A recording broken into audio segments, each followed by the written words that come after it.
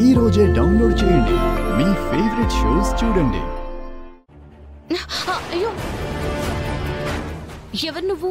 మా మేడంతో ఇంటి గొడవ? నేనేం గొడవ పడ్డానికి రాలేదమ్మా, అవసరమై డబ్బులు అడడానికి వచ్చాను. ఆవిడికి నువ్వు హెల్ప్ చేయడం ఏంటి? అసలు ఎవరు నువ్వు? నేను పావులు పట్టేవాడినమ్మా. నిన్న ఆవిడ ఫోన్ చేసి మా ఇంట్లో నిశ్చితార్థం ఉంది, అది ఆగిపోవాలి, టైం చూసి పామును వదలమంటే నేనే వచ్చి నిశ్చితార్థం జరుగుతున్న మధ్యలో పామును వదిలేనమ్మా.